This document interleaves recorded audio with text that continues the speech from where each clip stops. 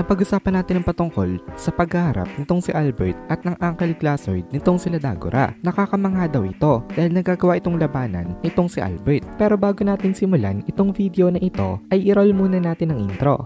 Hello everyone and welcome to my channel, ang inyong source ng Tagalog na Tansura Contents. Sa channel na ito ay pinag-uusapan natin ang mga nangyayari sa may Tansura universe. So without further ado, let's get into the video.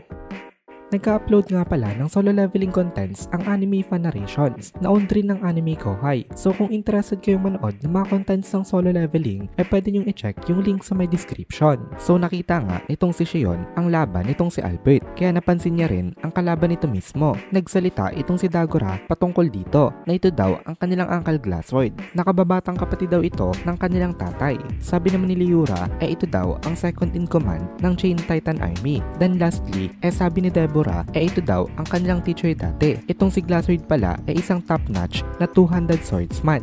Isa daw ito sa mga pinakamalakas na fighter ng Chain Titan Army. Although inferior daw itong si Glazoid kay Dagrawell kung ang pag-uusapan ang magical count when it comes to skill naman daw significantly na superior ito dito. Ang kanyang lack of magical ay binawi niya naman sa kanyang swordsmanship skill. Dinescribe itong si Glazoid bilang mild-mannered and intelligent giant. Parang katulad lang rin daw ito nitong si Dagrawell ngayon. Kasi ngayon nga ay kalmado at mapayapa na itong si Dagrawell. Talagang yung notoriety niya na lang dati ang naalala nitong mga tao. Kaya hanggang ngayon takot pa rin sa kanya itong mga ito. So itong si Glazoid nga daw kaduel ngayon itong si Albert. Ang espada daw nitong si Glazoid longer than 2 meters. Ang laki nitong espada na ito. Kaya talaga nag-i-stand out daw itong si Glazoid sa may battlefield. Nakakamangha ito. Pero ang mas nakakamangha daw dito itong si Albert. Kasi kahit na maliit lang siya nagagawa niyang labanan ang isang giant na nagwi-wield ng isang gigantic sword. At equal ang nagiging exchange nitong dalawa regardless of their height differences. Talagang battle daw ito ng dalawang top-notch na swordsmen. Kahit na malaki daw itong si Glazoid nakakapag-perform daw ito ng sophisticated techniques gamit ang kanyang sword. Dahil daw ito sa kanyang agile movements. Wala daw ni isa sa mga nandito ang may kakayahan na tumapat kay Glazoid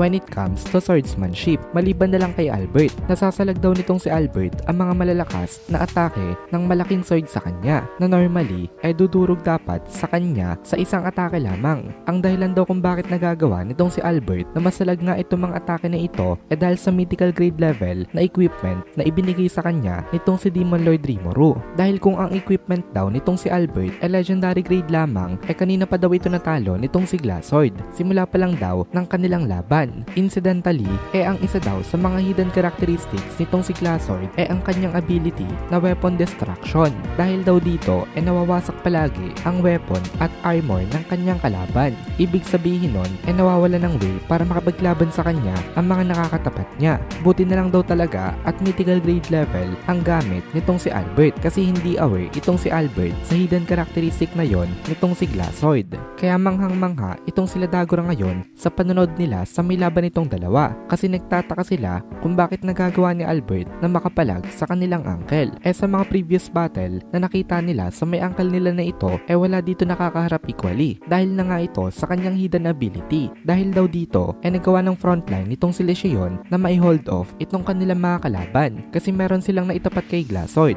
Kung wala daw kasi si Albert dito ubos kay Glazoid ang mga nasa frontline. Pero ang problema meron pa palang isang threat dito at ang malala pa nun walang nakakapansin sa may threat na ito. Ngayon patuloy pa rin ang pag-init nitong laban nitong dalawang sides. Nanonood lang ngayon itong si Lesion. Pinapanood nila na mag-all out ang mga nasa battlefield na. Pero nagsalita itong si Dagora na ngayon daw equal pa sila. Pero ang problema daw doon hindi pa daw kasi gumagalaw itong kanilang tatay. Sabi naman ni Liura pero nandito naman daw itong kanilang uncle. Kaya sa tingin niya daw saglit na lang at lalabas na nga rin itong tatay nila dito. Then sabi ni Deborah once na dumating na daw ang time na yon sila na daw ang bahala. Pagtutulungan daw nila magkakapatid itong kanilang tatay. Excited pa itong tatlong ito dahil gusto nila magpakitang gilas. Pero tinurn down sila nitong si Shion. Kasi sabi ni Shion wag daw maging padalos-dalos itong tatlong ito kasi wala daw sa mga ito ang tatapat sa kanilang tatay. Siya daw kasi personally ang lalaban dito. Ang role daw nitong tatlo ang i-lead ang kanilang mga kasama ng mga Terror Knights at wag daw itong hahara o magi-interfere sa kanilang magaganap na 1v1 na laban. Nag-agree naman itong tatlo tatlo nang walang pagrereklamo. Hindi naman nila iniisip na kaya nilang manalo kay Demon Lord Agruel. Talagang good mood lang sila kaya nila nabanggit yon. Ngayon nga kasi hindi pa naman sila lumalaban kaya medyo parang careless pa sila. Pero naturuan na naman sila ni Shion kaya hindi na sila kasing careless na kagaya nung una. Sabi nitong si Dagura naiintindihan niya daw pero wag daw sana i-underestimate nitong si Shion sama itong kanilang tatay. Sabi naman ni Liura tama daw itong kanyang kuya kasi kahit nagaano pa daw kalakas itong kanilang mistress na si Shion sama talagang true man say daw itong kanilang tatay.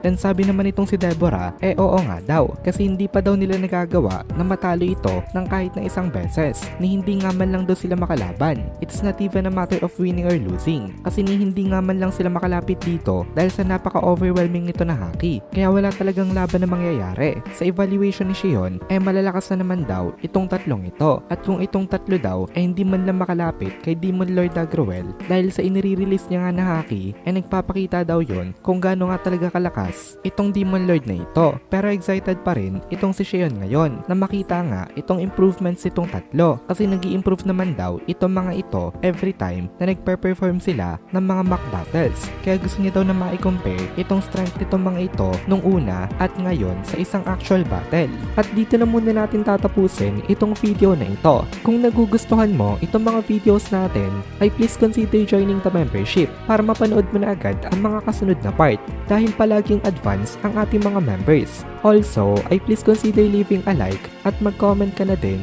para ma-boost naman tayo ng algorithm.